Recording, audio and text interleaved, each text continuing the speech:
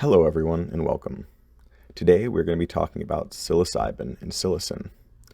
These are the two compounds most often associated with the psychedelic effects of medicinal, also known as sacred or magic mushrooms. Despite centuries, millennia even, of ritualistic consumption of these substances for religious, spiritual, and medicinal purposes, the majority of the Western population has very little understanding of the effects of these substances.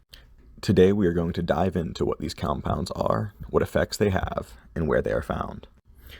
According to the online resource psilocybin.health, psilocybin is a naturally occurring molecule found in over 200 species of mushrooms. It is structurally similar to serotonin, a neurotransmitter that regulates mood and perception.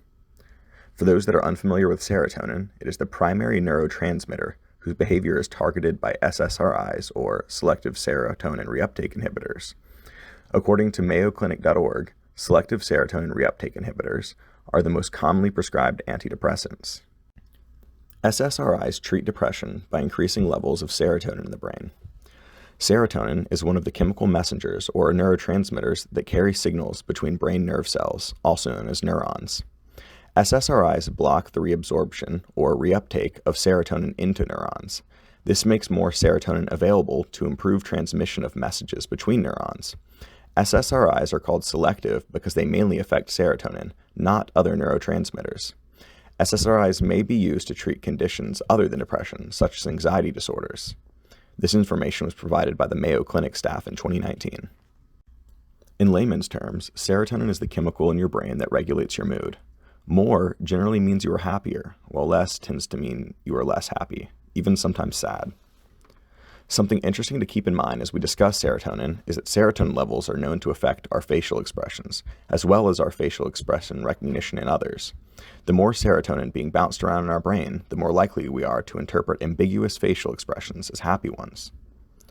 But enough about serotonin. You came here today to learn about psilocybin and psilocin. So what exactly are they, and where do they come from? Psilocybin is a naturally occurring molecule found in over 200 species of mushrooms. The most commonly known mushroom that contains psilocybin is Psilocybe cubensis. You may have heard of these mushrooms referred to as magic mushrooms, golden caps, or cubes. Psilocybe cubensis was first described by Franklin Summer Earle in Cuba as Stropharia cubensis. The name psilocybe is derived from the Greek roots psilos and cube. This translates into bald head. Cubensis simply means coming from Cuba, the first place that this variety was identified by Earle. As you already know, there are hundreds of other varieties of psychoactive mushrooms, but I bring up cubensis because it is most likely to be the variety of psychedelic mushroom you may have stumbled across in the wild. This is because the Psilocybe cubensis species grows throughout the world. It can be found in Cuba, Guatemala, Mexico, Honduras, South America, Vietnam, Cambodia, Malaysia, Myanmar, Thailand, Fiji, India, the Philippines, Australia, and even several southern states in the United States. Now that we have gone over what psilocybin is and have a general idea of where it comes from, let's go deeper and discuss what psilocybin does when ingested. For thousands of years, psilocybe mushrooms have been used in religious practices and rituals to introduce an altered state of consciousness. In other words, the compounds contained in these mystical mushrooms have been used as a mental health drug far before Western medicine began to experiment with pharmaceutical concoctions to regulate the neurotransmitters in the brain to treat mental illness. This substance alters the perception, emotions, and even thoughts of the individuals who ingest them in a sufficient quantity. Some of the attributes attributed to consumption of a macrodose of psilocybin mushrooms are a sense of unity, bliss, as well as decentralization of ego. A common misconception about psilocybin is that it is the substance that creates the profound effects associated with a mushroom trip. In actuality, the acidic environment of the stomach converts it into psilocin, which binds to serotonin receptors called 2A. Both psilocybin and psilocin are contained in psilocybe mushrooms, but upon consumption, only psilocin is making its way to your brain. What is actually happening within the brain is a process scientists call neuronal avalanching, a domino effect of neurological changes. Psilocybin creates a feedback loop of neuron activity and neurotransmitter release. As individual brain networks destabilize, psilocybin creates a global network across the brain. New pathways spring forth, introducing insights for old problems. Johns Hopkins University professor Dr. Matthew Johnson likens this to an orchestra. Generally, the brain has separate areas that act as different musical groups, playing independently. Psilocybin acts as a conductor, communicating between regions usually strictly compartmentalized. This is what makes psilocybin so effective in a therapeutic context, allowing psychological movement for breakthroughs as well as emotional exploration. So, that description creates a beautiful image in your mind, but what does this mean for the person consuming this psychoactive substance? What kind of result can they expect after this period of hyperactivity in the brain subsides? Let's go over a few medical studies to get an idea. The first major study that we're going to go over today was performed with patients suffering from anxiety related to terminal cancer. Researchers at UCLA gave 12 patients with terminal cancer a dose of psilocybin, and on a different occasion, a dose of a placebo. The patients did not know which was which. They found that the dose of psilocybin significantly reduced anxiety and depression scores based off of the State Trait Anxiety Inventory and the Beck Depression Inventory, and that these reductions were maintained over the course of 6 months. In a later study at NYU School of Medicine, 29 patients with terminal cancer were given psilocybin, and on a different date, a placebo, the order of which was randomized and unknown to the patients. The treatment was accompanied by several sessions of psychotherapy. They found that psilocybin, compared to the placebo, greatly improved anxiety and depression scores. This was measured by the Hospital Anxiety and Depression Scale, as well as the Beck Depression Inventory and the State Trait Anxiety Inventory. At the 6-month follow-up, around 80% of the patients still had clinically significant reductions in anxiety and depression. At around the same time, a team at Johns Hopkins University carried out a similar study on 51 terminal patients, giving patients psilocybin in the presence of trained guardians. This study also found significant decreases in anxiety and depression scores, measured by the Hamilton Depression Rating Scale, Hospital Anxiety and Depression Scale, Beck Depression Inventory, and the State Trait Anxiety Inventory, and reported that 80% of participants still had clinically significant improvements after 6 months. Now, of course, the conclusive evidence behind this is up to the individual to determine, but my takeaway that I get from these studies is that using psilocybin in a safe, controlled setting offers very successful results in treating both depression as well as anxiety. In comparison to Western medicine, particularly SSRIs, that aim to treat the same ailments, the success rate is relatively higher for long-term improvement in well-being. Personally, I find this to be a drastic improvement compared to the alternative, medications that require daily doses and often carry along many side effects. In the future, I plan to create another video showing the exact neurochemical effects of psilocin for those interested. In this video, we are primarily focusing on the effects of larger doses of psilocybin and their residual effects, but there's another interesting method of use called microdosing. I will also be making a video about this practice.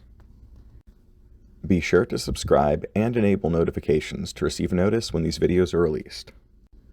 Now, we have discussed what psilocybin and psilocybin are and how they affect the individuals that consume them, but what about the fungi that provides us with these miraculous molecules?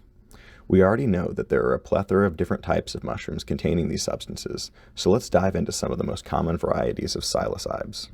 Now, before you run outside and start plucking and munching on random fungi, I'd like to offer some important advice for your safety, as well as for the well-being of our fungi friends. Almost every country has psilocybin and psilocin listed as an illegal or controlled substance, making possessing the mushrooms that contain them illegal as well.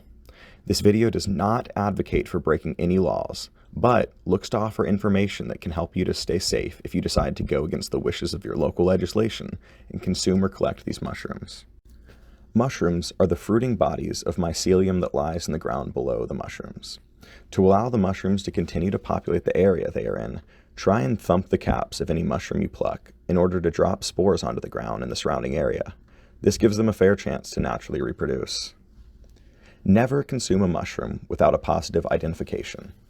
There are many online forums consisting of numerous individuals who will be happy to help you identify what you have got your hands on. Subreddits like r/shroomid are often happy to help if you provide the location the specimen was found growing, a picture of the cap and stem, and a picture of the gills on the underside of the mushroom. Psilocybes are known to vary greatly in strength, even within their own respective species. If you decide to consume them, do your research and start small. It is better to not have a strong experience than have one that is overwhelming and deters you from ever consuming them again. Now that we've covered that, let's start with our old friend Psilocybe cubensis, often thought of as the original psilocybe. As you can see in the images on screen, it is a medium-sized mushroom with a conic shape that becomes bell-shaped as it matures, before finally reaching a traditional flat mushroom top. Many psilocybes have one trait in common. They bruise dark purple or blue. This is a very common method used to identify psychoactive mushrooms. Their habitat is usually pastures or meadows, mostly found in cow or buffalo dung. The time you are most likely to spot them is briefly after a rainstorm during the hotter seasons of the year, typically summer. Another very commonly known and adored psilocybin mushroom is Paniolus cyanescens. These are commonly referred to as blue meanies for their small but often potent nature. Paniolus cyanescens grow in similar locations to cubensis mushrooms, often being found in cow patties and along the edge of fields with nutrient-rich soil. Because there are so many different species, today's video is only going to contain one more extremely well-known and far-spread variety, that being Psilocybe similentiata, also known as the Liberty Cap. Liberty Caps grow in the United Kingdom, most of Europe, as well as throughout the United States and much of the rest of the world. This species is cone-shaped and twice as tall as it is broad with a pronounced nipple, varying in colors from rusty brown to pale yellow with striated edges. It's often sticky to the touch and has gills that are crowded and purplish brown. These tiny guys are often found in well-manured pastures, grasslands, and fields where cattle and sheep reside. Some even report discovering them on golf courses in Oregon. Now that we have covered the basics of what these substances are, where they are found, and how they affect us neurologically, let's have a quick summary.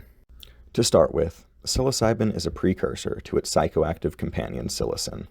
This means that in the stomach, psilocybin turns into psilocin so that it may be utilized by your bloodstream and taken to your brain.